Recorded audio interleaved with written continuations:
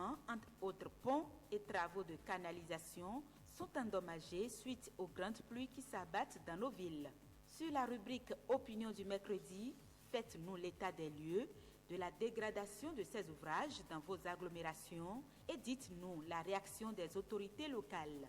Pour intervenir en direct, appelez à partir de 6h35 le 96 21 50 40.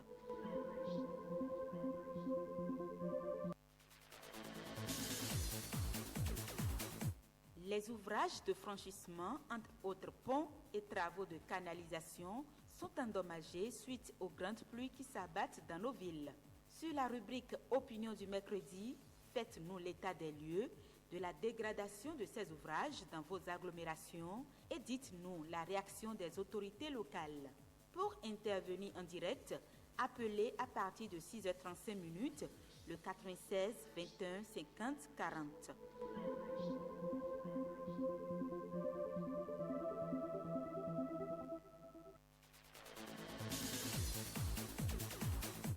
Les ouvrages de franchissement entre autres ponts et travaux de canalisation sont endommagés suite aux grandes pluies qui s'abattent dans nos villes. Sur la rubrique Opinion du mercredi, faites-nous l'état des lieux de la dégradation de ces ouvrages dans vos agglomérations et dites-nous la réaction des autorités locales. Pour intervenir en direct, appelez à partir de 6h35 le 96 21 50 40.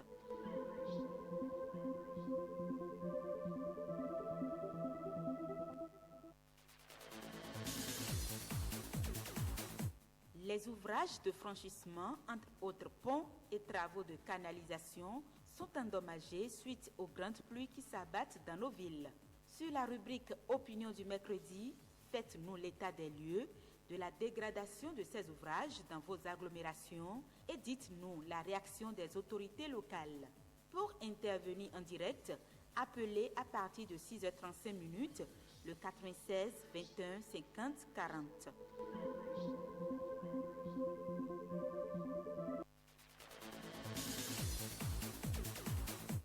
Les ouvrages de franchissement entre autres ponts et travaux de canalisation sont endommagés suite aux grandes pluies qui s'abattent dans nos villes. Sur la rubrique Opinion du mercredi, faites-nous l'état des lieux de la dégradation de ces ouvrages dans vos agglomérations et dites-nous la réaction des autorités locales. Pour intervenir en direct, appelez à partir de 6h35 le 96 21 50 40.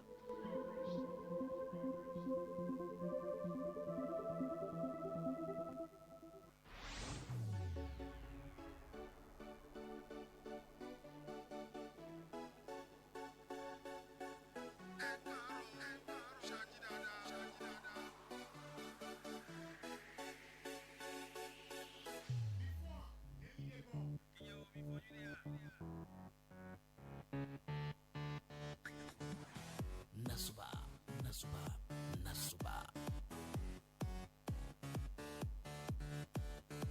Bonjour, bonjour.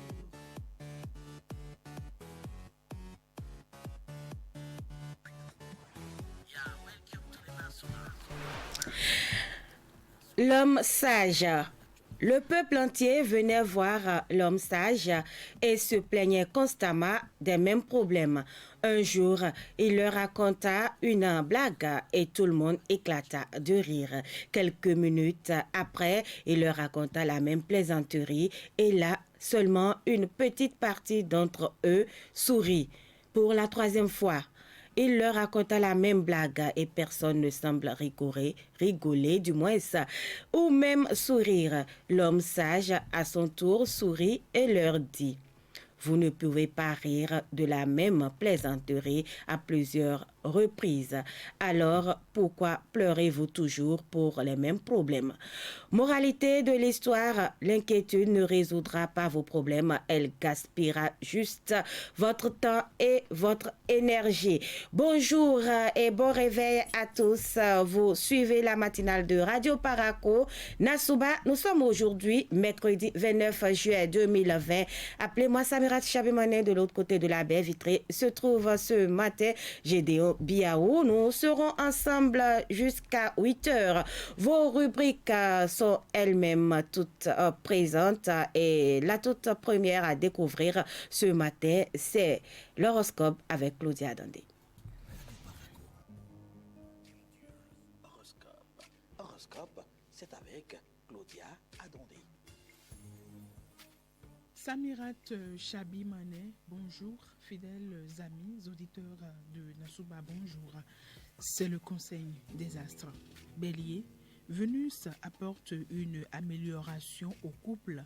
Quant aux célibataires, cette planète de l'amour vous procure de nouvelles sensations dans vos rapports amoureux. Évitez les opérations financières trop risquées, surtout évitez de prêter de l'argent chez un ami. 23 est votre nombre de chance. Gémeaux, vous ferez des recettes importantes, mais attention au risque de dépenses excessives. Vous vous arrangerez pour entretenir une vie de couple chaleureuse. Nombre de chance, 9. Bonjour Cancer. Insatisfait d'avoir toujours plus de richesses, sachez cependant que cette course effrénée vers la possession vous rendra finalement malheureux. Les couples sont à l'honneur. L'harmonie est au top. 40 est votre nombre de chance. Lion, bonjour.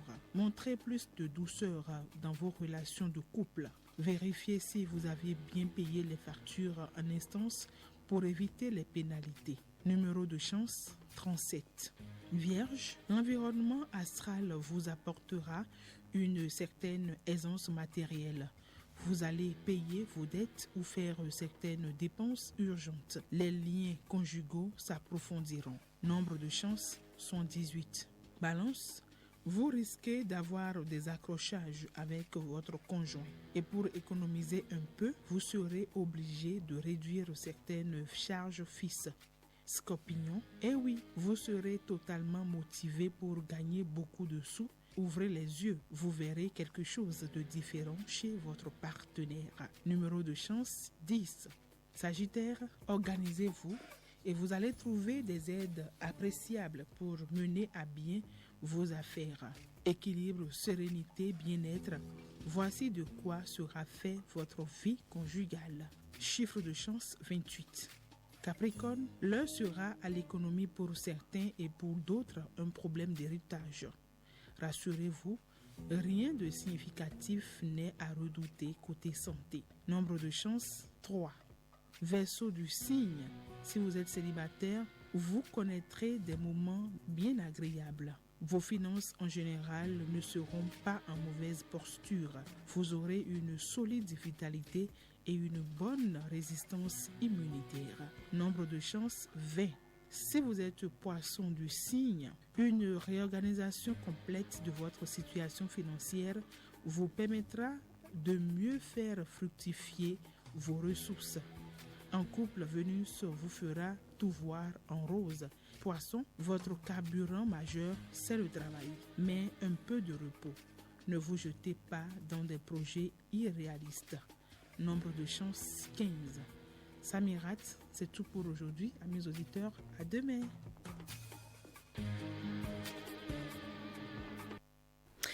Merci à vous, Claudia Dandé. La bande annonce à présent pour que nous puissions passer à la deuxième rubrique de cette émission.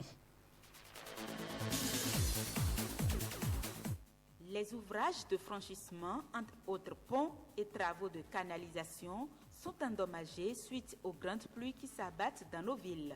Sur la rubrique Opinion du mercredi, faites-nous l'état des lieux de la dégradation de ces ouvrages dans vos agglomérations et dites-nous la réaction des autorités locales. Pour intervenir en direct, appelez à partir de 6h35 le 96 21 50 40.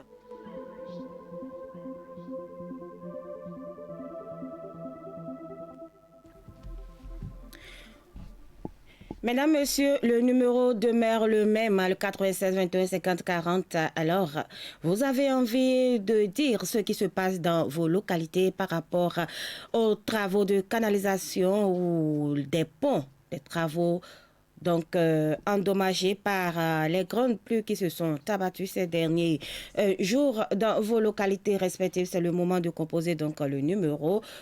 Le 96 22 50 40, c'est le seul numéro. Donc, il y a déjà un auditeur qui est en ligne. Bonjour.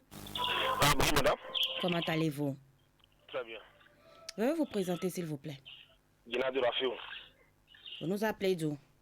De Kaourou. Voilà, vous avez des ouvrages qui sont endommagés. Et qu'est-ce qui se fait pour que les populations puissent circuler librement?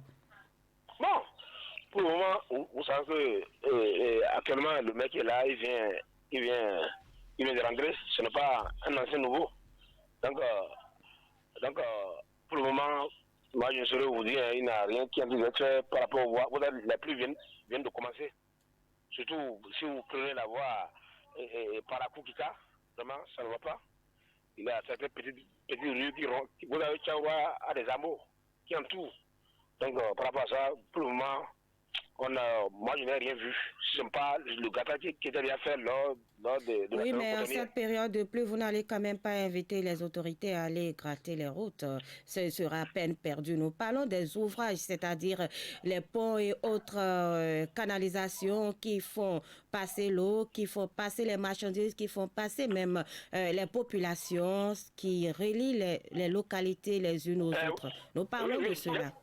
D'accord, oui, bien compris. Par exemple, maintenant, si on prend la route qui tient au à Kazola, il y a certains ponts que l'eau a fait la population essaie de réparer. Bon, mais pour le moment, on est en train de voir. Vous savez, quand c'est bon, on dit non. Pour le moment, la voie Betero Kazola, l'entreprise qui est en charge est en train de devenir un peu. Si la Kazola eux-mêmes, ils vont en réparer. Donc, cette grande voie-là, oui.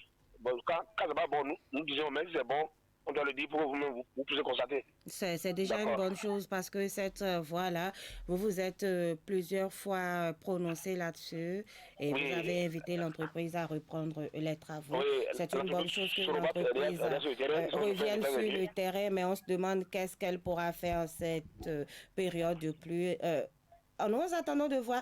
Gennady Rafio, vous pouvez nous revenir avant la fin de cette tranche. Merci d'être passé. Vous étiez le tout premier ce matin, 6h43 minutes.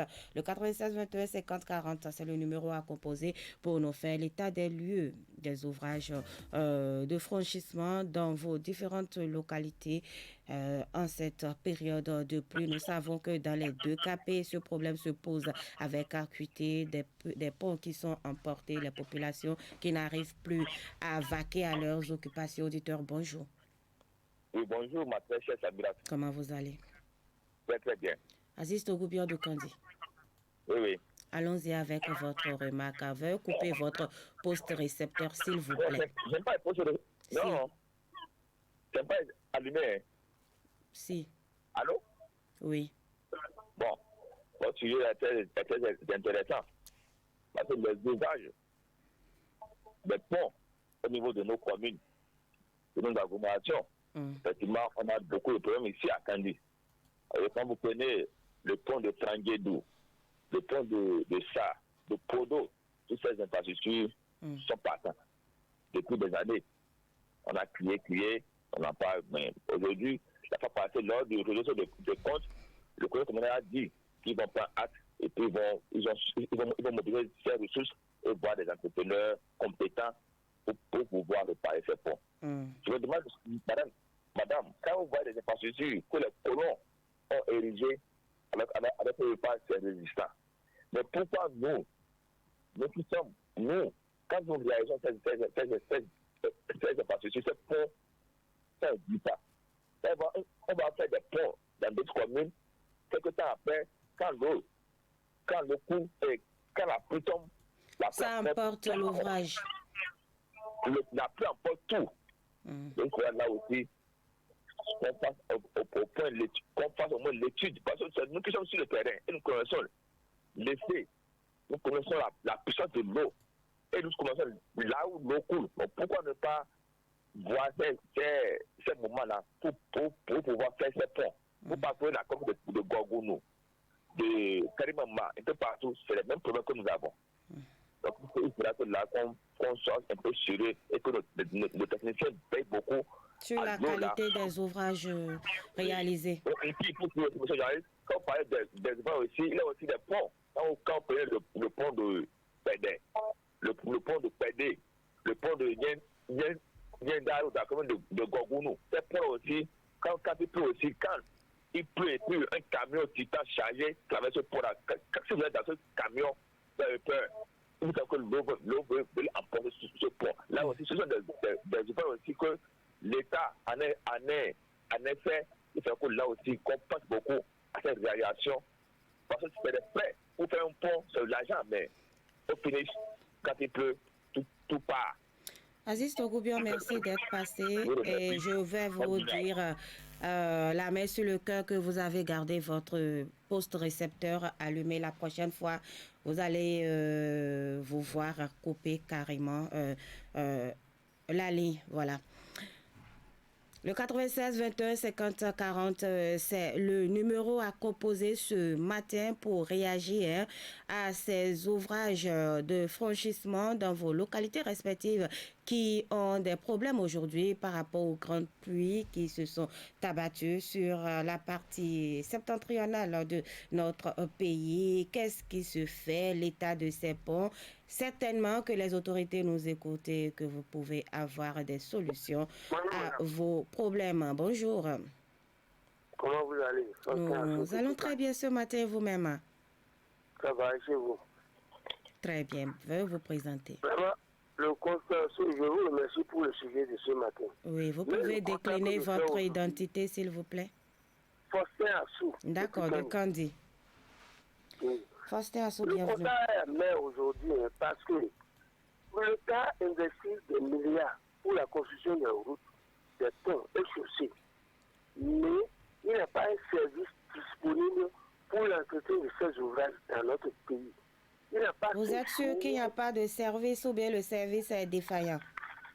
Il y a les TP qui sont là. Hein, vous savez qu'il y a eu un an, et le pont de Malanville a eu des problèmes et que vous avez vu tout ce qui a été fait autour. Madame. Il y a bien des services qui s'en occupent. Peut-être que le service... Oui. Laissez-moi parler. Je vous en prie. Si vous prenez Kali aujourd'hui maintenant, le service existe de nom. Mais il existe. Les gens qui seront disponibles pour entretenir ces ponts, même si c'est un peu de ça qui manque pour que le pont puisse rester, le service qui devait s'en charger pour mettre, même si c'est un voyage, pour avoir de ça pour garder ce pont. Vous me rejoignez finalement.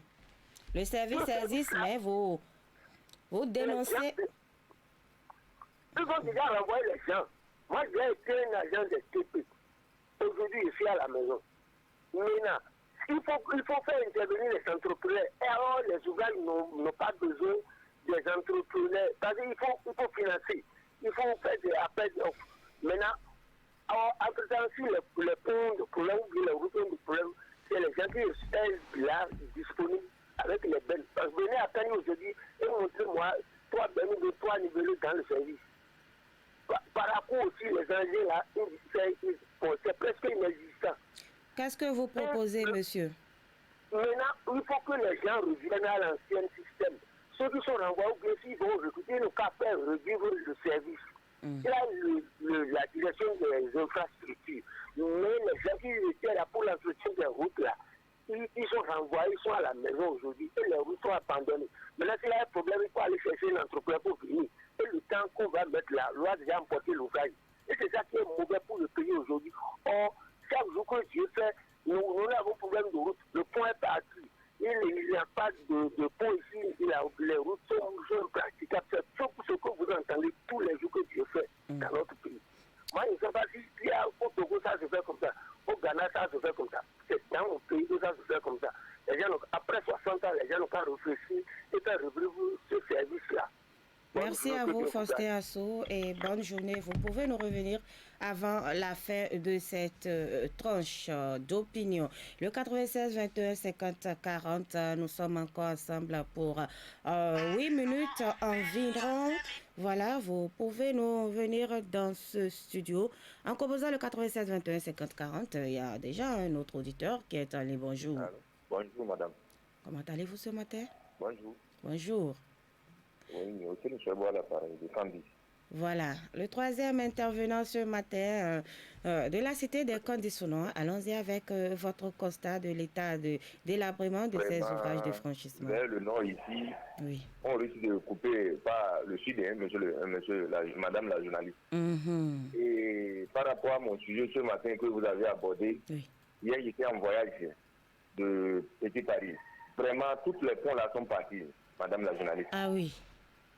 La voie inter-État, toutes les ponts sont déjà parti avec l'eau, madame la journaliste. Et comment vous avez pu relier alors? Le gouvernement nous a oubliés ici. Si tu viens, arrondissement 1 de Candy, les ponts qui vont vers les petits marchés, tout est parti avec l'eau, madame. Et le gouvernement, on ne sait pas de quoi on est en train de faire de là-bas. Et ils nous ont oublié tout ici, vers le nord. On n'a plus rien comme pont, hein, madame la journaliste. D'accord, les autorités sont à l'écoute et je pense que votre cri de cœur est entendu. De revenir vers le nord ici, il n'y a pas un pont qui tient encore. Hein. Bon, à tout à l'heure. À tout à l'heure et merci d'être passé. Et revenez-nous de temps en temps sur cette émission, le 96 21 50 40. Le sujet, ce sont ces ouvrages de franchissement qui, en cette période de pluie, ont des problèmes, des ponts qui cèdent, des canalisations qui sont endommagées. C'est de cela qu'on parle. Et quel est le constat dans vos localités? Bonjour.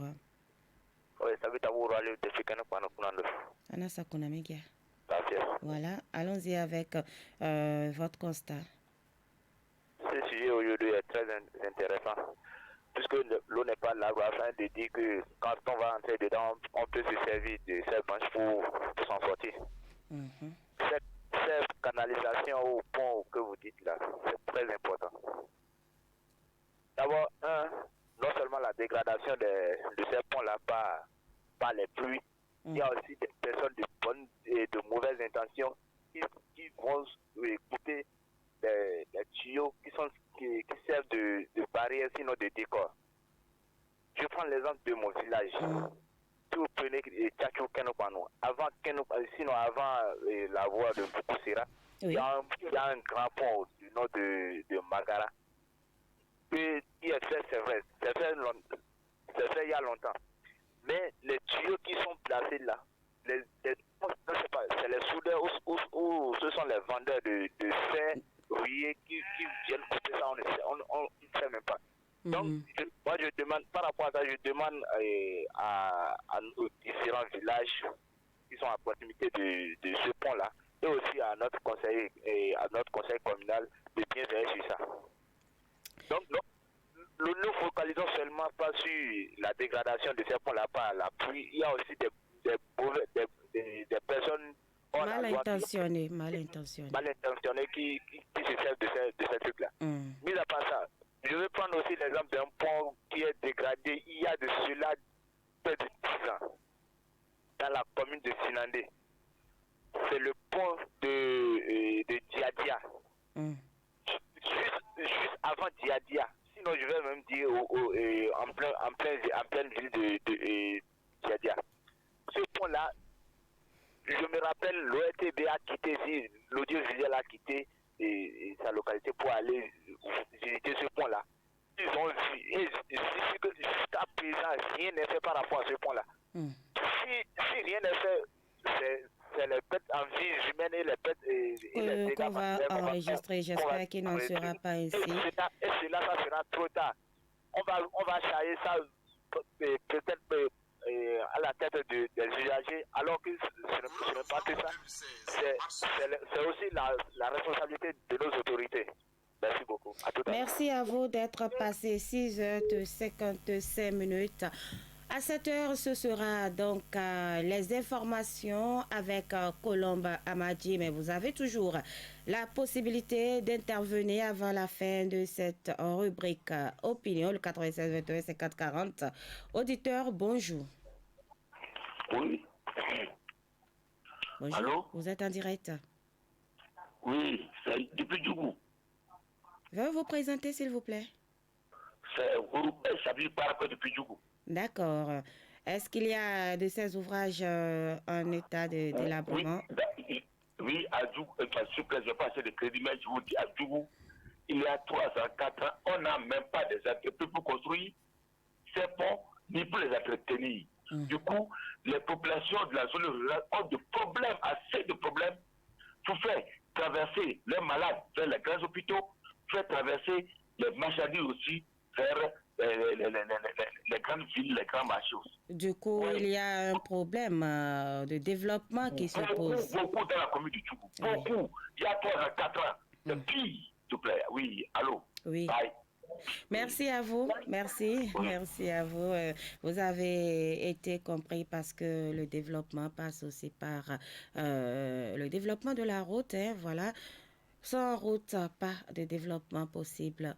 En tout cas, je sais que c'est un peu comme cela et nous avons besoin de ces ouvrages pour allier une localité. Allô, bonjour. Madame la journaliste. Bonjour, vous êtes le dernier ce matin. Oui, c'est monsieur Idrissou Soumane dit Koparakwe depuis Chalkouma. Allons-y avec votre constat. Donc, c'est comme si le gouvernement, tout le gouvernement béninois s'en fout par les voies terre rouge là, quoi. Même chez moi, chez Kouma, quand on vient, c'est le temps de coton, ils viennent pour gratter seulement et c'est fini. Là où il faut mettre les ponts, ils s'en foutent de ça. Donc, c'est le Bénin, c'est dans le Bénin nous voyons ce cas. C'est pas la route inter-État. Donc, ils sont en train de mettre les ponts, c'est les voies récentes là.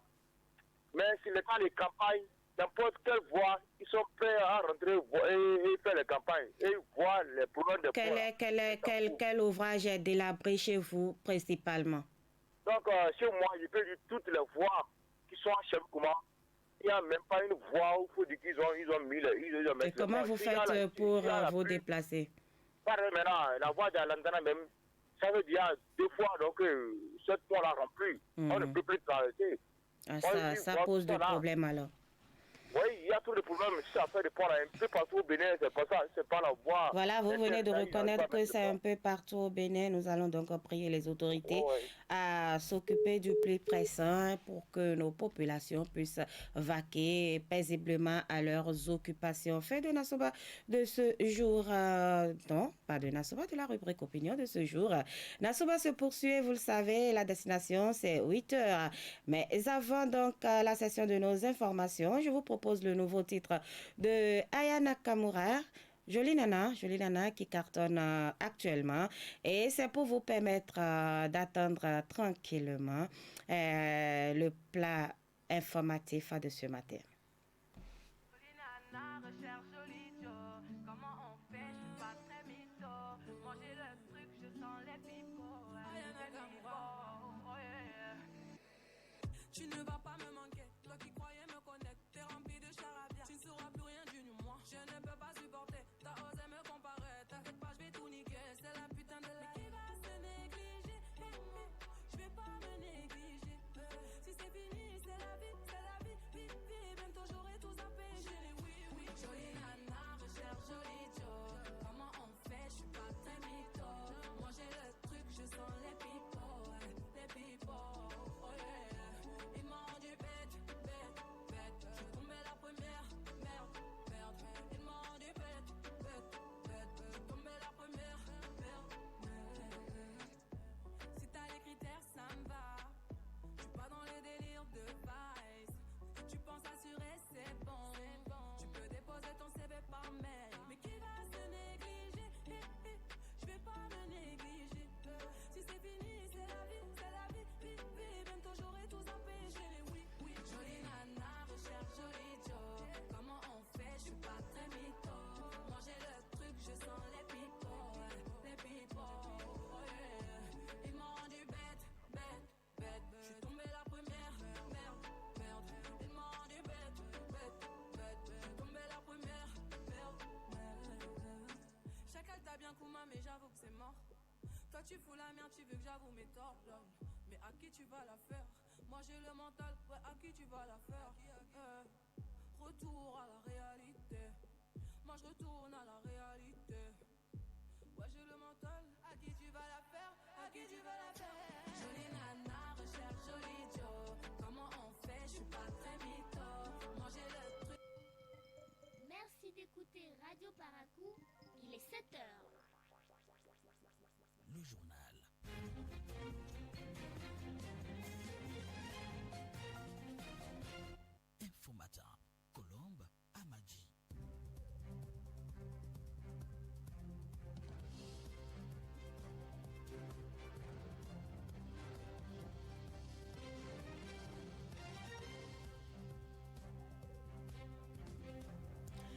Bonjour madame, monsieur, bienvenue au bulletin d'information. Nous sommes mercredi 29 juillet 2020. La saison des pluies dans la partie septentrionale du Bénin est une période à risque, parlant des catastrophes liées aux pluies diluviennes, à savoir inondations, naufrages, pour ne citer que ces deux. Quelle est alors la situation actuellement dans le septentrion? La réponse dans ce reportage de Lucien Sotondi. Le septentrion, bien qu'étant en pleine saison pluvieuse, n'a encore pour l'heure enregistré aucune situation catastrophique due aux fortes eaux de cette période. Cependant, nous tendons vers la période très critique et la veille commence par être maximale, explique Alphonse Alomasso, chef antenne nord de l'Agence nationale de protection civile.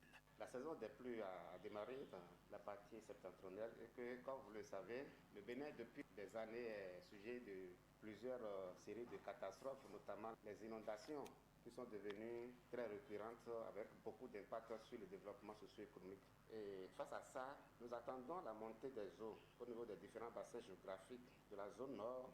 Les jours à venir, à partir d'août, les relevés vont se enregistrer chaque jour pour nous permettre de suivre l'évolution au niveau des différents bassins jusqu'au niveau où nous allons commencer par donner des alertes. L'État ne reste pas les bras croisés à attendre jouer aux sapeurs-pompiers.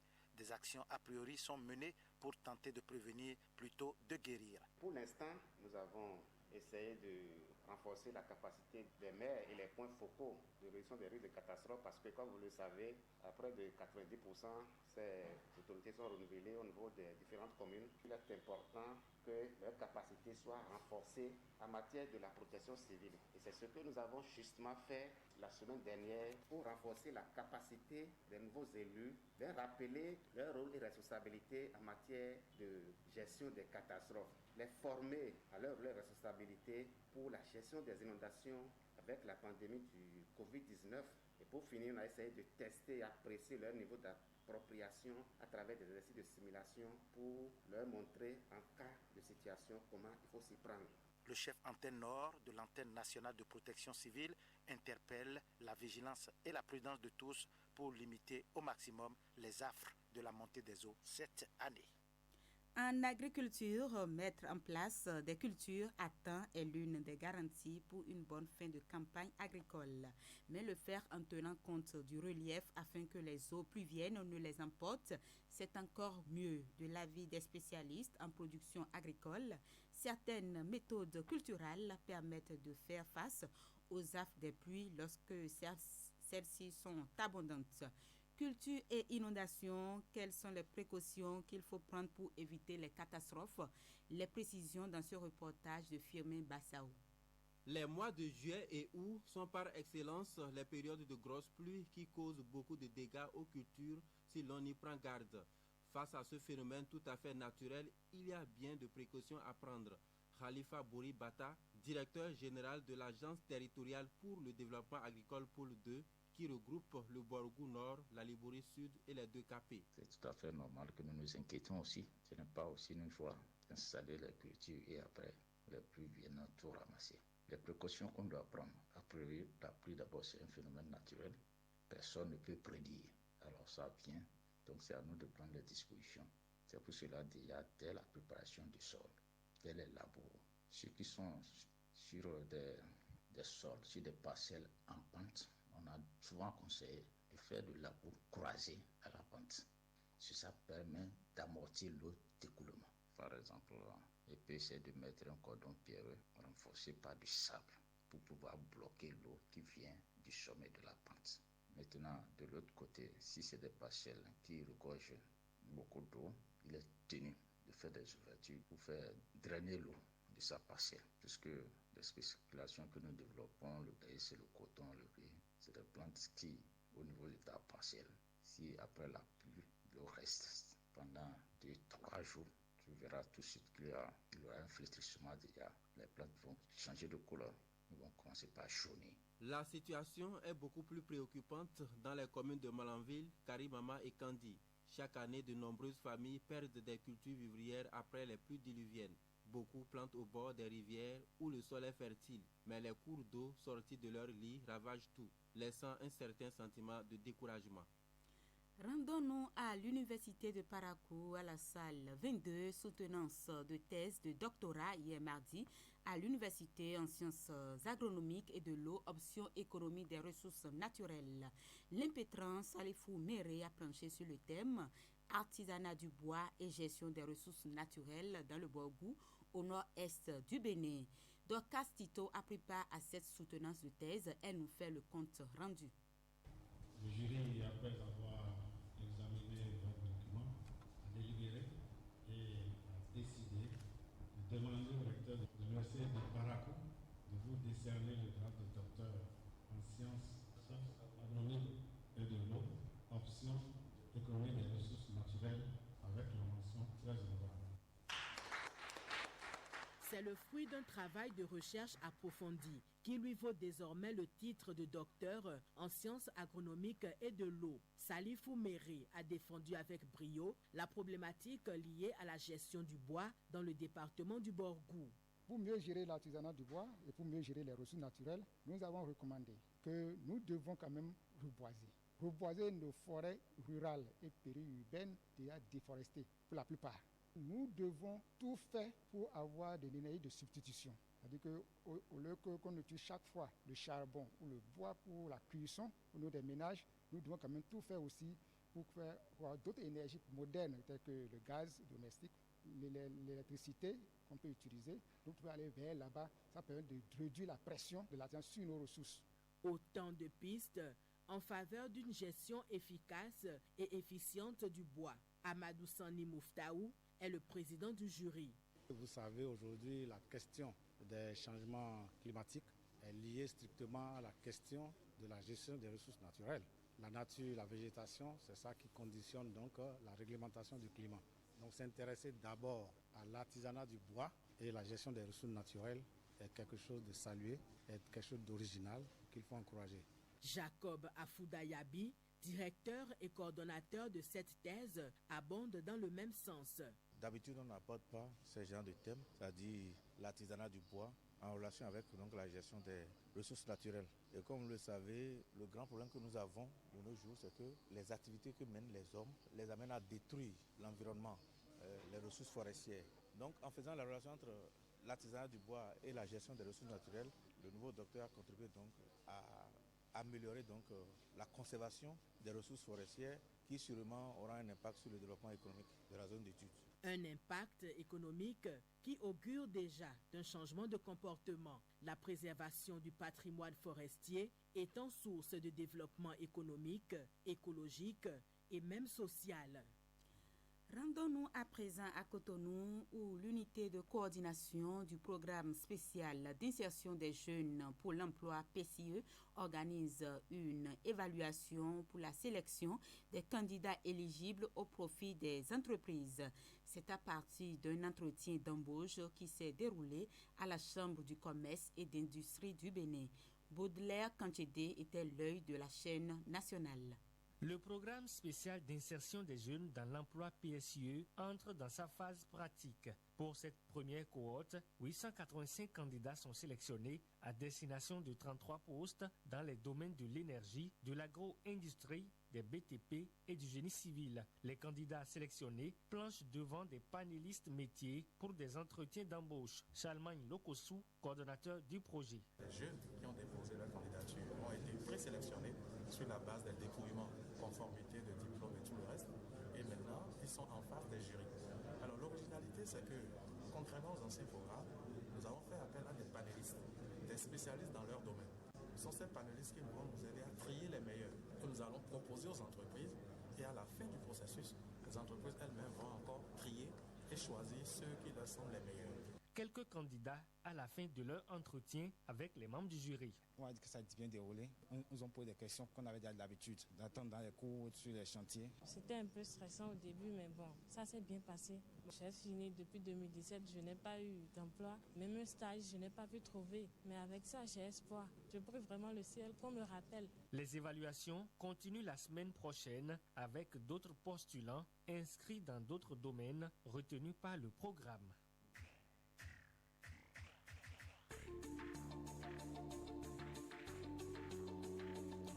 Quelques informations hors du Bénin. Nous commençons par la Côte d'Ivoire. Le RHDP se réunit ce mercredi même à Abidjan en présence du président ivoirien Alassane Ouattara.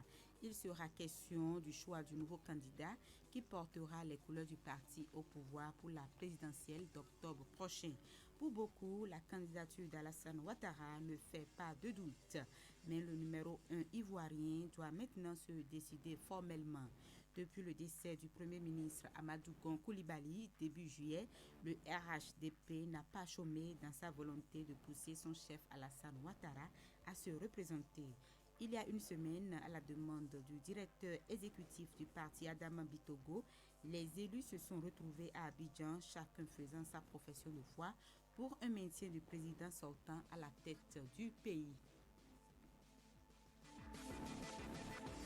Au Mali, au lendemain de la nomination d'un gouvernement de 6 ministres, le Premier ministre malien Boubou Cissé a réuni hier mardi son équipe. Parmi ses missions, le règlement de la crise politique. Les membres du nouveau gouvernement restreint formé se sont réunis à la primature. Devant la presse, le Premier ministre malien a fixé l'objectif de son équipe, je cite, « La valeur ajoutée de cet exécutif restreint est de pouvoir négocier dans les meilleurs délais la sortie de crise », fait valoir Boubou Cissé.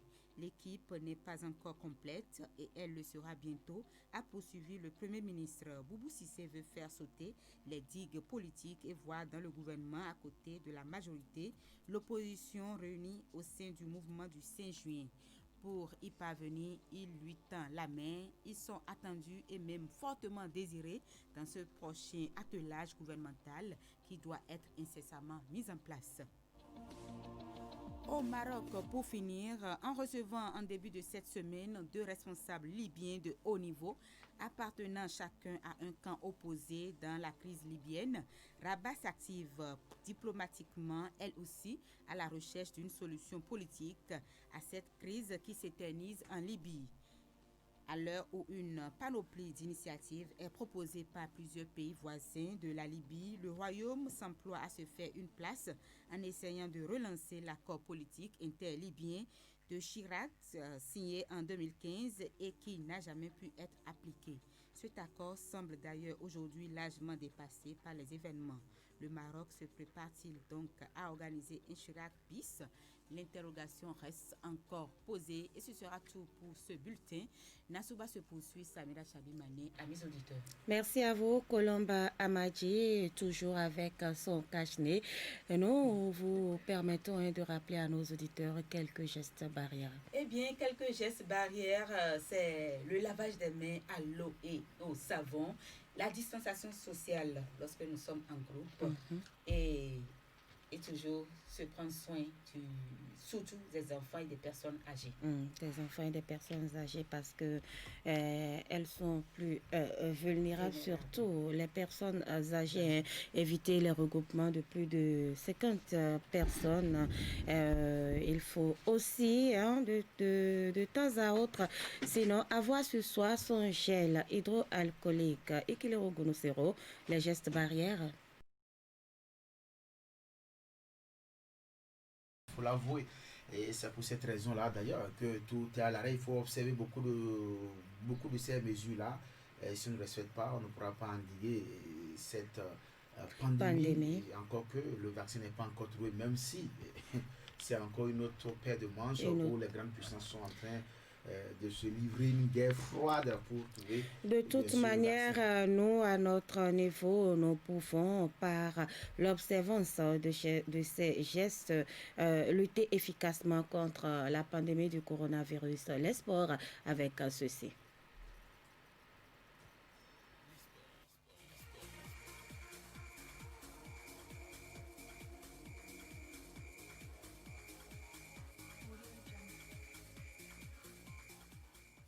Bonjour à vous, Ekilero Gonosero.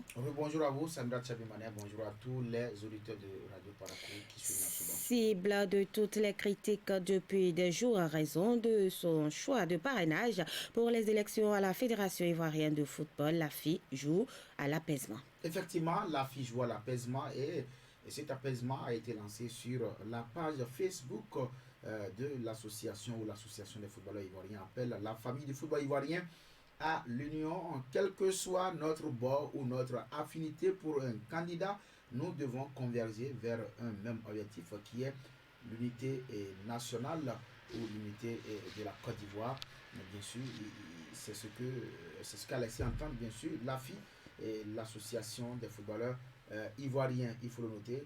Et c'est ce qui a réjailli, bien sûr, sur ce communiqué-là, et puisque l'AFI ne veut pas, en tout cas, se dissocier de ce mouvement qui est là en ce moment pour accompagner le football. Et en ce sens, il faut dire que Cyril Domoro a dit nous devons converger vers un même objectif qui est l'unité du football en Côte d'Ivoire, et cela passe par une meilleure organisation, ce qui réjaillira d'ailleurs, bien sûr, sur notre football, a dit, bien sûr, l'AFI. Il faut dire que cette élection à la présidence de la FIFA ne devrait pas nous diviser, a poursuivi et bien sûr Thierry Domoro, le président de la FI, qui dit, ne dit-on pas que le sport est un facteur de rapprochement, et il dit que la FI a offert son parrainage à Idrissa Diallo au détriment de Didier Drogba, un de ses vice-présidents, et pour cela tout le monde doit accepter cela. Et depuis, la FIFPro, il faut le noter, a décidé de suspendre l'organisation. La FIFPro, c'est bien sûr la Fédération internationale des footballeurs professionnels,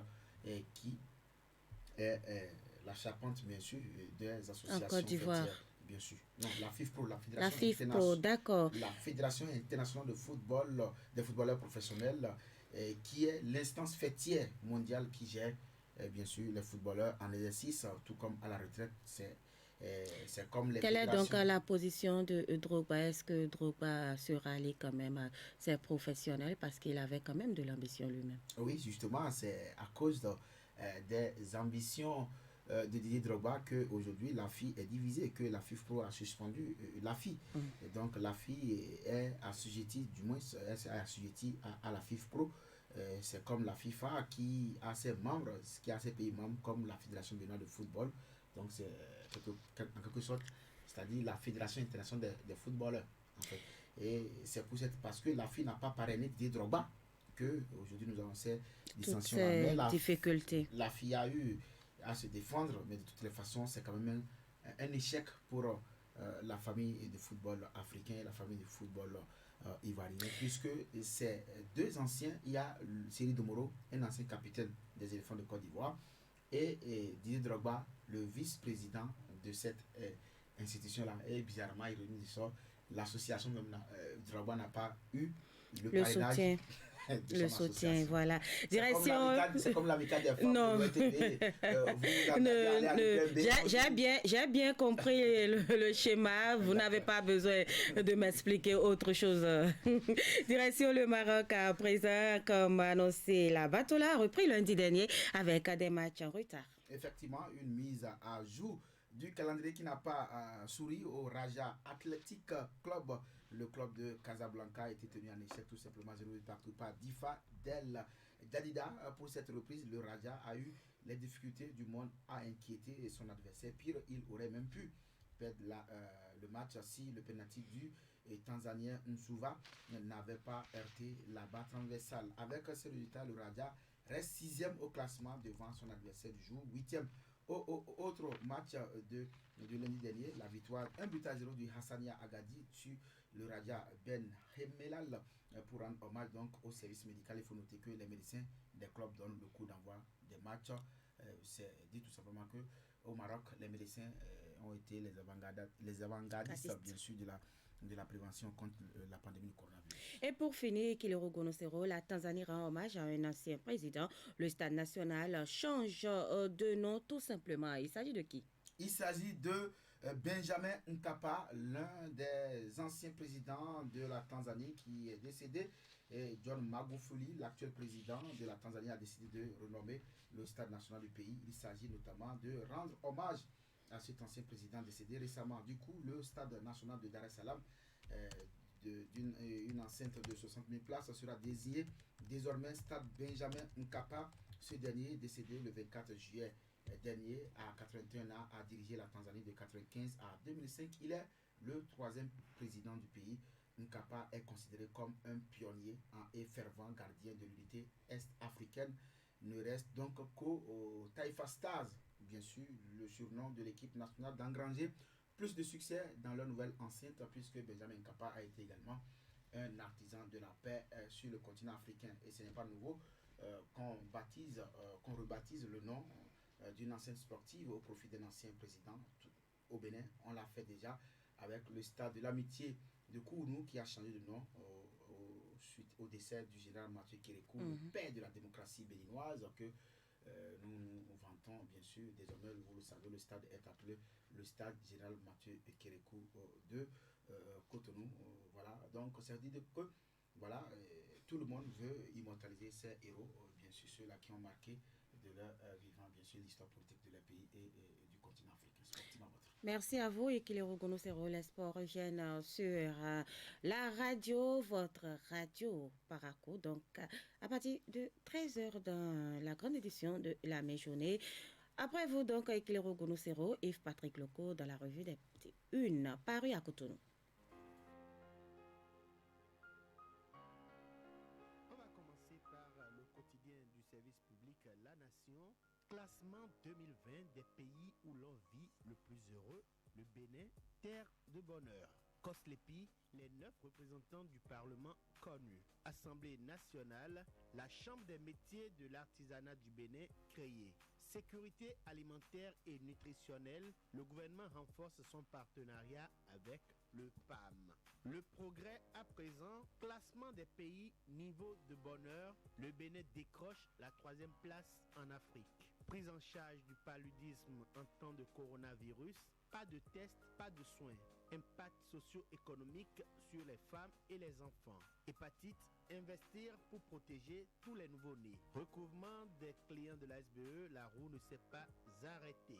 Religion, l'amour est le premier commandement, nous dit le progrès. Fraternité à présent, révision du règlement intérieur de l'Assemblée nationale, Talon décède un satisfait aux députés. Cette révision permet de sauvegarder la portée de la réforme du système partisan. Koslepi, CCA et APDP, les représentants des députés désignés. Eustache Akpovi remplace l'ancien député Jonas Benamentor à la Haute Cour de justice.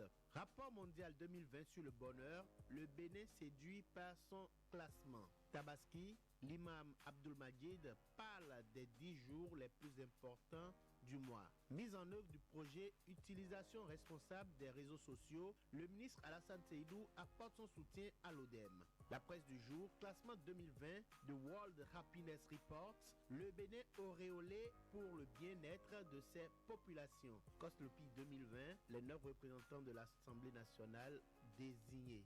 Le potentiel World Happiness Report 2020, le Bénin pays de bonheur avec 10 bons. Gestion des carrières de sable à Abomey-Calavi, la Criette, aux trousses des cadres et élus corrompus. On va finir avec la priorité, message du chef de l'État à l'occasion de la célébration du 60e anniversaire de l'indépendance du Bénin, convaincre et rassurer. Retour sur les 4 messages prononcés en 4 ans par Talon.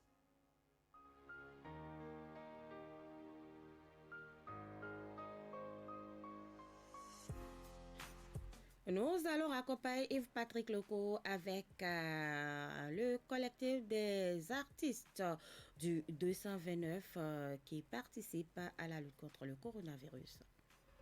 Si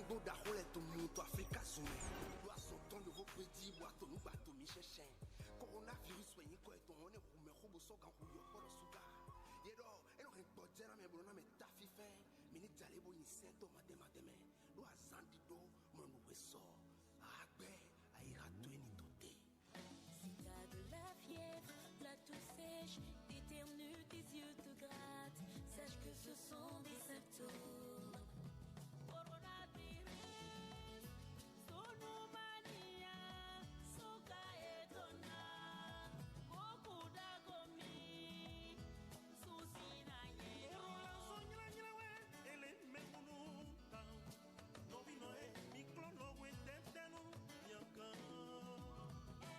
Evitara, eshideje, oro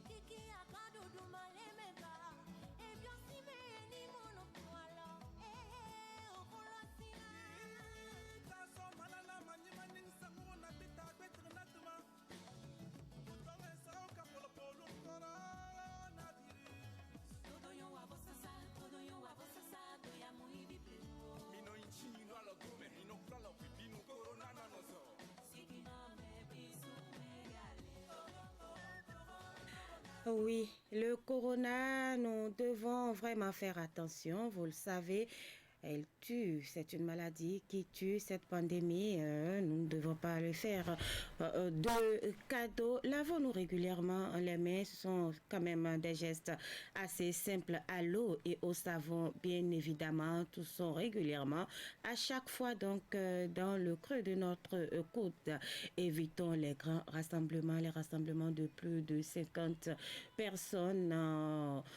Les personnes âgées, il faut le noter, sont très fragiles. Il faut qu'elles restent à la maison pour les protéger. Les enfants également. Alors, portons nos masques et respectons la distanciation sociale, des gestes assez simples qui ne nous coûtent rien à respecter chaque fois et toutes les fois pour accompagner le gouvernement dans cette lutte contre le coronavirus. Mercredi 29 juillet 2020, comme tous les mercredis, nous sommes avec le desk santé environnement de votre rédaction.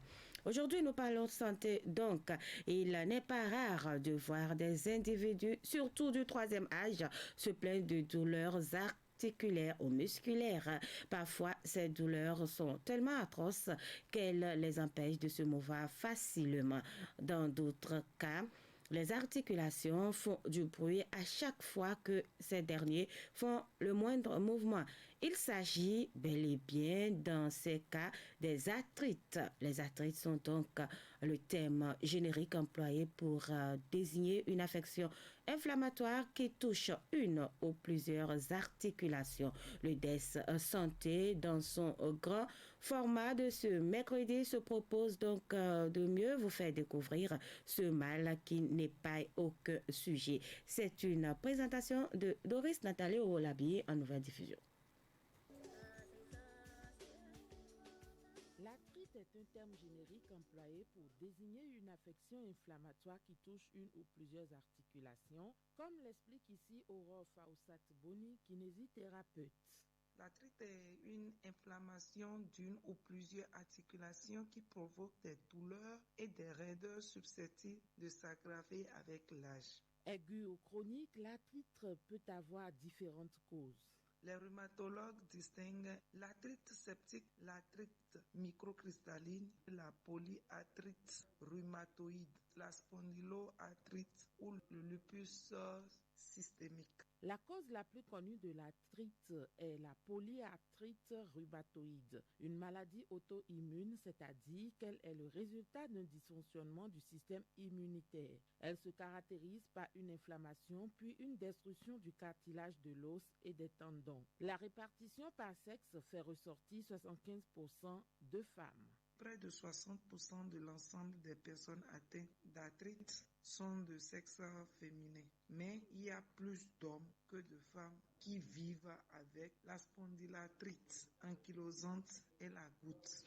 L'arthrite est souvent considérée comme une maladie des blancs ou des personnes âgées. Aurore Fawcett Boni désillusionne. L'arthrite n'est pas juste une maladie des blancs, sinon peut aussi toucher toute catégorie de race. Elle touche indifféremment les femmes, les hommes, les adultes et les personnes âgées. L'arthrite peut également affecter les enfants, mais c'est très rare. Mais comment le mal se manifeste-t-il ? Les symptômes de l'arthrite se caractérisent par une douleur forte, une douleur très forte au niveau de l'articulation. Elle réveille la nuit et survient en début d'effort, lorsque les articulations sont encore froides. Des raideurs aussi et une mobilité réduite. Au niveau de l'articulation, la personne n'arrive pas à faire un mouvement. Les mouvements sont réduits. Marcher, c'est vraiment difficile pour la personne. Pour guérir les arthrites, il existe des traitements tant médicamenteux que kinésithérapeutiques. Le traitement de l'arthrite repose avant tout sur celui de sa cause. Par exemple, les solutions pour soulager la douleur ne sont pas les mêmes selon que vous souffrez de goutte ou de polyarthrite rhumatoïde. Dans le premier cas, il faut appliquer de la glace sur l'articulation au moyen des poches associer des antidouleurs non stéroïdiens, les AINS ou de la colchicine. Dans le second cas, la douleur sera soulagée par les anti-inflammatoires non stéroïdiens ou bien des corticoïdes, parfois administrés par infiltration directement dans l'articulation si le nombre d'articulations d'arthritiques est limité. Mais il faut remarquer que la kinésithérapie reste la plus efficace. La chirurgie aussi peut contribuer à réduire les symptômes et à améliorer la qualité de vie de la personne. Donc, par la kinésithérapie, il faut l'hydrothérapie, des étirements, des massages et l'acupuncture. Et comme soin auto-administré, la personne aussi peut faire des exercices, des activités physiques, par exemple la marche. On se demande vraiment à ces patients de marcher pendant 10, 20, 30 minutes parce que ça leur fera du bien. Et surtout, essayer de perdre du poids. Faire aussi de la compresse chauffante, aussi faire la compresse froide. C'est toujours très bon.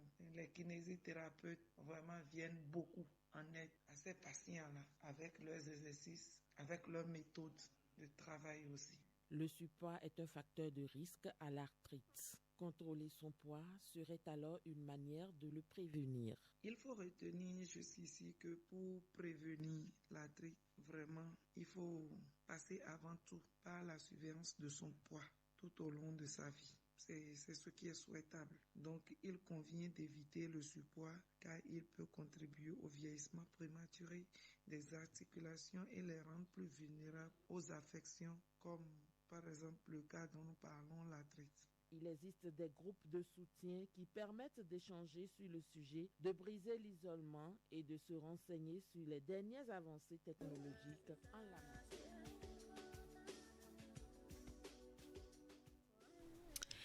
Et voilà, nous avons parlé donc des arthrites, c'est le terme générique employé pour désigner une affection inflammatoire qui touche une ou plusieurs articulations. Avant donc d'avoir nos débatteurs dans ce studio, nous allons retourner là-bas avec le nouveau son de Aya Nakamura, Jolie Nana. Jolie Nana, recherche Jolie Joe. Comment on fait, je suis pas très mytho. Manger le truc, je sens les pipots. Aya Nakamura, oh yeah. Tu ne vas pas me manquer, toi qui croyais me connaître, t'es rempli de charabia, tu ne sauras plus rien du moi. Je ne peux pas supporter, t'as osé me comparer, t'inquiète pas, je vais tout niquer, c'est la putain de la qui va se négliger. Je vais pas me négliger. Si c'est fini, c'est la vie, bientôt j'aurai tout zappé. J'ai dit oui, oui, jolie nana, recherche jolie Joe. Comment on fait, je suis pas très mytho. Manger le truc, je sens les pipots, oh yeah. Ils m'ont rendu bête. Je suis tombé la première, merde. Ils m'ont rendu bête. Je suis tombé la première, merde. Si t'as les critères, ça me va. Je suis pas dans les délires de vice. Si tu penses assurer, c'est bon. Tu peux déposer ton CV par mail. Mais qui va se négliger? Je vais pas me négliger. Si c'est fini, c'est la vie. Bientôt j'aurai tout zappé. J'ai dit oui, jolie nana, recherche jolie Joe. Comment on fait? Je suis pas très mytho. Manger le truc, je sens les pipots, oh yeah. Ils m'ont rendu bête. Je suis tombé la première, merde. Ils m'ont rendu bête. Je suis tombé la première, merde. Chacal t'a bien Kouma, mais j'avoue que c'est mort. Toi tu fous la merde, tu veux que j'avoue mes torts, lol. Mais à qui tu vas la faire? Moi j'ai le mental, ouais, à qui tu vas la faire? Retour à la réalité. Moi je retourne à la réalité. Ouais j'ai le mental, à qui tu vas la faire? À qui tu vas la faire? Recherche jolie go. Voilà, 7h36 dans tous nos studios. Ça se discute, c'est tout de suite avec ceci. Ça se discute. Faites-vous une idée claire de l'actualité.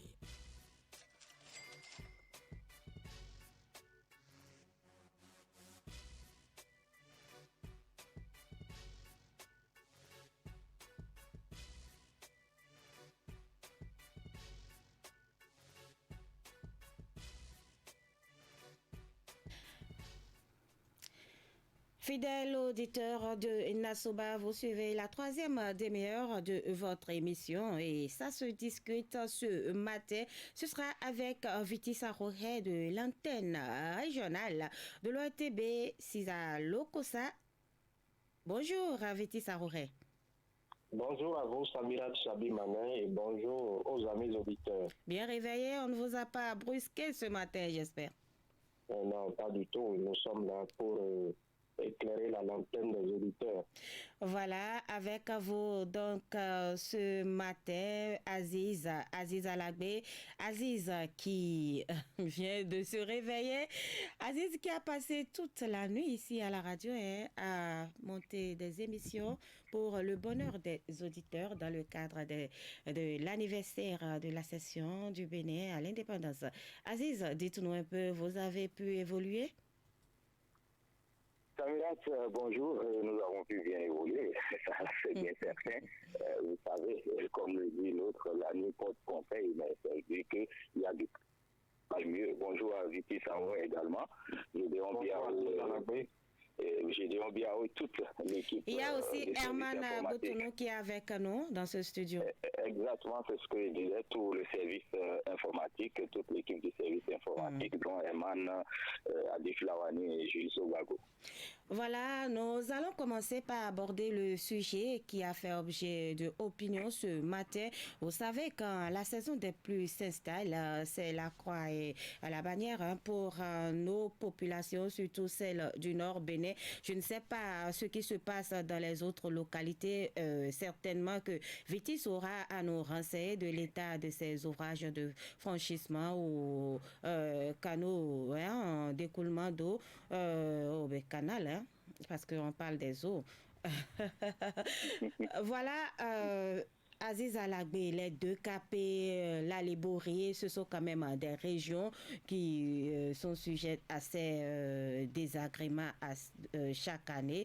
Nous avons entendu plusieurs auditeurs se plaindre surtout de la Liborie qui souffre déjà de cet état de choses. Et chaque année, c'est la même chose. D'aucuns ont souligné le mauvais état de ces ouvrages, c'est-à-dire la mauvaise qualité des ouvrages réalisés. Oui, effectivement, Samirat Chavimane, vous avez indexé deux départements ou deux régions qui souffrent de cette insuffisance en matière de construction d'infrastructures et les répercussions, c'est chaque année depuis des lustres. Les autorités constatent, mais elles restent assez souvent impuissantes. C'est avec des ouvrages bricolés que certaines régions arrivent à terminer la saison. Vous voyez, ce sont des routes, pour la plupart des routes tracées par le colon et des infrastructures de franchissement qui se trouvaient à l'époque, qui étaient à la norme, ou bien qui respectaient la norme, j'allais dire, mais avec ces nouvelles infrastructures, je vais dire, qui ont été construites par, je vais dire, ces nouveaux entrepreneurs, ces nouveaux techniciens, ces jeunes techniciens, on sent qu'il y a des insuffisances d'abord dans la réalisation. Est-ce que ce n'est pas une affaire de 10%? Parce que c'est une insuffisance, parce que ce n'est pas qu'ils n'ont pas la compétence, on parle de la qualité même. Est-ce que les matériaux utilisés... Samirat, si vous permettez, il y a parfois cette question de compétence, parce qu'à chaque route, un pont, c'est un ouvrage de franchissement, il faudrait étudier la région, mais il y a certains qui viennent et ils installent seulement. Et là, comment dit-on, la situation des 10% ou bien le phénomène des 10% aussi vient tomber dans ceci. Et c'est tout ça là combiné qui, pour un ouvrage qui devrait durer 100 ans, ne fait pas 2-3 ans et bien, après les populations n'ont les yeux que pour pleurer.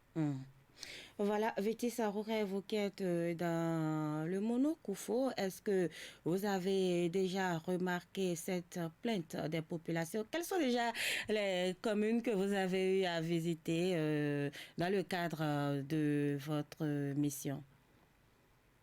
Samirat Chabi Mana, il faut dire que pour l'heure, nous n'avons pas encore connaissance de ces ouvrages de franchissement qui sont en mauvais état ou bien qui sont sur le point de céder dans les départements du Mono et du Fofo que nous traversons, que nous sillonnons dans le cadre de nos activités professionnelles. À Bopa, à Koyobe, à Tobiclé, ainsi de suite, je crois que nous-mêmes, nous traversons des ouvrages de franchissement. Il faut dire que ce que nous remarquons, c'est qu'il y a beaucoup d'eau sous ces ouvrages-là. Vous savez que les eaux ne pardonnent pas du tout ces ouvrages de franchissement, surtout si ils ne sont pas de bonne qualité, parce que l'eau a une force terrible. Si ces ouvrages-là ne sont pas bien construits, ils peuvent valablement subir les affres, les assauts des eaux. C'est ce que nous sommes en train de constater. Pour l'heure, il n'y a pas encore des ponts qui sont sur le point de céder. Ce que nous remarquons, c'est qu'il y a beaucoup d'eau sous des ouvrages de franchissement. Et ici, parfois, ça peut déborder. Le temps l'explique d'ailleurs, nous sommes en période de pluie. Bientôt, la pluie va commencer, le débordement des eaux. Voilà, Samira Sabimane. Aziz Alagbe, il y a le cas de la route Parakou-Malanville au niveau de la commune de Gorgounou, où parfois la route est carrément coupée. Qu'est-ce qu'on peut faire vraiment pour éviter cela cette année? Parce que on a déjà d'ailleurs enregistré cela on a enregistré le débordement. Oui, le ministre lui-même en personne, le ministre des Infrastructures, le ministre des Transports, il est descendu sur les lieux. Il était à Gorgounou il y a de cela quelques semaines. Oui, mais si c'est vraiment cassé, on aura un problème. Le département sera divisé en deux. Bien sûr, pas même le département, la sous-région, parce que vous savez, la RNIE 2, cette route inter-État-là, une bonne partie du Niger, du Mali et autres, à la partie méridionale de notre pays où se trouve le port autonome, je veux dire, qui est l'un des poumons, sinon qui est le principal poumon de notre économie. Vous voyez donc, ces infrastructures, on les observe, on les voit, mais on ne sait pas par ce qu'est on n'arrive pas à évaluer à juste valeur leur importance dans l'économie. À l'époque, en 2017 ou 2018, le pont de Malanville s'est effondré. Et sinon, on devrait vous dire les dégâts, les conséquences économiques que ceci a engendré pour les quelques jours ou les quelques mois que la reconstruction a duré. Mais c'est énorme, c'est des milliards et des milliards à cause de ce pont. Une grande partie du Niger était bloquée, une grande partie du Burkina qui amenait des oignons, des tomates et autres. Il y avait ce commerce-là qui a pris un coup.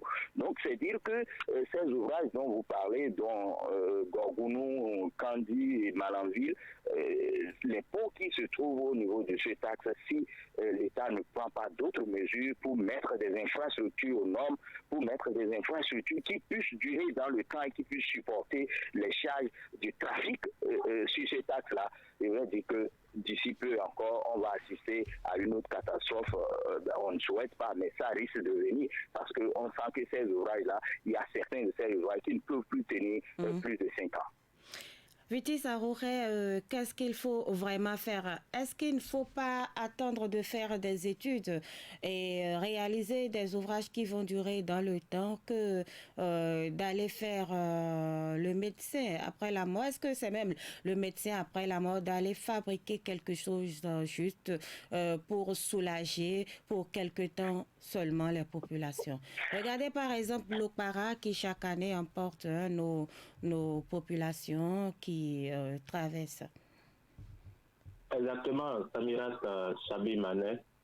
Il faut une expertise en la matière parce que la réalisation des ouvrages de franchissement, ça demande beaucoup d'expertise, un certain nombre d'expertises. Et cela ne saurait être laissé aux soins des collectivités locales seules parce que nous avons constaté que dans certaines communes du pays, beaucoup de mairies, beaucoup de communes font des efforts pour pouvoir construire des ouvrages de franchissement. Lorsque vous prenez par exemple la commune de Banikwara, c'est le cas. Je crois que l'État peut également accompagner ces communes-là de manière technique, même sur le plan financier. Ça ne manque pas, mais l'expertise technique doit être également au rendez-vous. Parce que ces ouvrages-là sont appelés à durer dans le temps. Et lorsqu'on sait tout l'argent qu'on investit dans la réalisation de ces ouvrages de franchissement, il faut toute l'expertise qu'il faut. Il ne s'agit pas de laisser ça à la charge des communes seules. Il faut construire des infrastructures durables qui vont résister aux aléas climatiques, aux actes des eaux surtout, pour que la mobilité des citoyens puisse être facilitée. Parce que c'est ce que vise la réalisation des infrastructures de franchissement, c'est la facilitation de la mobilité des populations dans leurs activités de production. Voilà, les populations quand même ont aussi eu à dénoncer le manque de suivi, d'entretien de ces ouvrages qui pourraient durer beaucoup plus s'il y avait les services techniques qui s'en occupaient de temps en temps, voir ce qui ne va pas relever là où ça ne va pas du tout, et prévoir. On n'anticipe pas. Oui, exactement. Oui, allons-y, Aziz Alagué. Oui, non, le suivi technique, c'est déjà même dès la réalisation. Il faudrait que les équipes techniques, ce que je disais tantôt, soient effectivement compétentes dans la réalisation de ces infrastructures. Mais après cela, il y a le suivi parce qu'une infrastructure est faite sur un axe, un ouvrage de franchissement. Si c'est sur un axe, c'est compte tenu de la charge de cet axe-là. Et ce n'est pas tout camion qui devrait passer là, mais il y a aussi ces populations, il y a de ces conducteurs-là qui font fi de tous ces détails-là, qui amènent des camions vers des tonnages qui ne devraient pas prendre par ces infrastructures-là. C'est ça qui dégrade en premier lieu nos routes. C'est ça qui dégrade les routes. Parce qu'on sait que, bon, le tonnage, c'est si, mais comment vous appelez ça en bon français, les charges hors gabarit ou quoi. Mais tout ça, là, on a vu combien ça a dégradé nos routes. Donc ici, il y a le suivi dès la réalisation de ces infrastructures. Maintenant, il y a également le suivi dans l'usage que les populations elles-mêmes, que les consommateurs, je vais dire entre griffes, font de ces infrastructures-là. Il y a de ces populations aussi qui ne respectent pas, il faudrait le dire, les normes, les consignes données par l'autorité. Lorsqu'on vient déverser des ordures au niveau d'une infrastructure, par exemple, dans comment dit-on, les bus de canalisation, les bus d'écoulement d'un pont, par exemple, mais combien de temps voulez-vous que cette infrastructure... C'est le cas, par exemple, à l'entrée de Kandi, les populations qui se plaignent du débordement de l'eau à l'entrée de Kandi, un pont qui a été réfectionné, qui déjà pose des problèmes. Est-ce que c'est l'incivisme en direct à l'effondrement de ce pont. Et là, il faudrait féliciter l'autorité ou les autorités. À l'époque, l'autorité communale, l'autorité départementale, le ministère des infrastructures aussi, des transports. Il faudrait féliciter, mais c'est un pont qui a été réfectionné en un temps record. Mais malgré ça, les populations ont continué cette sale habitude-là, laisser ou venir déverser des ordures à cet endroit-là. Mais après, si on se plaint des inondations, on ne peut qu'en prendre qu'à soi-même. C'est ce que je disais tantôt, Samira Tchalima. Voilà, chacun doit donc jouer sa partition. Nous invitons les populations à plus de respect vis-à-vis à la chose publique. Et que bien sûr, les autorités aussi antipiquent. Qui a circulé sur les réseaux sociaux, les populations vont encore arracher les... de garde-fous à ces ponts-là, par exemple. On enlève les métaux, les barres de fer qui sont là, les poutres. Si vous enlevez les poutres, pourquoi voulez-vous que l'infrastructure... Voilà, Aziz Alagué, nous allons aborder le second sujet. Les responsabilités sont partagées alors que chacun veuille à jouer son rôle. Nous abordons notre second sujet du jour. Nous parlons de la nécessité ou non des domestiques ou des femmes de ménage, les femmes qui aident nos mamans, nos sœurs dans les travaux domestiques. Vétis Sarouré, est-ce que vous avez une petite fille dans votre famille qui aide madame de temps en temps à faire les travaux à la maison? Samirat Sombimane, je n'ai pas cette expérience-là, cette expérience du travail domestique. Il faut dire que le phénomène du travail domestique ne date pas d'aujourd'hui. Ça remonte même aux origines du monde. Ça coïncide avec l'histoire du monde. Le phénomène était lié à l'esclavage et à différentes formes de servitude. Ça prend de l'ampleur aujourd'hui. Vu son ampleur, on se demande s'il y a vraiment une réglementation par rapport au travail domestique. C'est même interdit, hein, c'est interdit. Tout ce qui se fait là, c'est le travail. C'est interdit parce que les enfants ont le droit d'aller à l'école. Viti, c'est en train de notifier la servitude et autres, l'esclavage et autres. Vous avez vu, Samira Chavimane, ce travail est réglementé ailleurs. Dans certains pays, on sait qu'il y a des spécialités qui s'occupent de ces gens de trucs et il y a des créneaux donnés, pas en permanence. Ce que nous sommes en train de faire ici, c'est tout autre chose. Oui, c'est tout autre chose. Est-ce que c'est d'abord nécessaire? Est-ce que nous ne pouvons pas nous organiser, même si nous travaillons de manière à... Il faut reconnaître que c'est parfois nécessaire, mais en cherchant, lorsque vous êtes à la recherche d'une domestique ou d'un domestique, si c'est un garçon, je pense qu'il faudrait respecter certaines normes. Lorsqu'on voit, par exemple, des couples qui se font attribuer de petits-enfants qui ont l'âge d'aller à l'école, mais qui n'y vont pas et que ça ne dit personne à l'un quelconque des membres du couple, là, déjà, il y a un problème qui se passe. Si la fille ou le garçon a l'âge d'adolescence ou d'adulte, ça se comprend. On sent que là, c'est un travail volontaire. De l'autre côté, c'est un enfant, on vous amène, vous voyez que l'enfant est dans le couple et c'est cet enfant-là qui fait tout. Qui se lève à 4 heures et se couche à 23 heures. Très tôt et difficilement elle a du temps pour manger ou s'asseoir et manger. Là, ça devrait nous amener à dire, mais c'est l'enfant de quelqu'un. La responsabilité incombe à qui? Est-ce aux parents qui ont envoyé son enfant travailler ou bien au couple qui ne sait pas que l'enfant d'autrui doit être aussi bien? À tout le monde. La responsabilité est partagée et que ça soit les parents géniteurs de ces enfants domestiques et que ça soit la famille d'accueil, même le voisinage. Parce qu'il y a certains qui voient, qui entendent même qu'on batte ses enfants, j'allais dire, qu'on les tape à longueur de journée, qui ne réagissent pas. Les voisins doivent réagir. La police est là pour de ces cas aussi également. Parce que lorsque cet enfant sera socialement déstabilisé, on ne sait pas qui va endosser les conséquences. C'est là la question. Viti Saroure, qu'est-ce que la société doit faire pour que chaque enfant puisse s'épanouir? Quelle qu'en soit la famille d'accueil ou quelles qu'en soient les circonstances, parce que certains enfants n'ont vraiment pas le choix et doivent se retrouver dans des familles. Tout à fait, ils n'ont pas le choix parce que très souvent nous avons constaté que ces enfants proviennent des milieux ruraux. Ils doivent venir dans les milieux urbains pour travailler afin de subvenir aux besoins de leur famille d'origine. Donc ce qui fait que nous avons des enfants en bas âge qui n'ont pas encore l'âge qu'il faut pour faire ce travail-là. Des enfants qui sont même utilisés dans les carrières.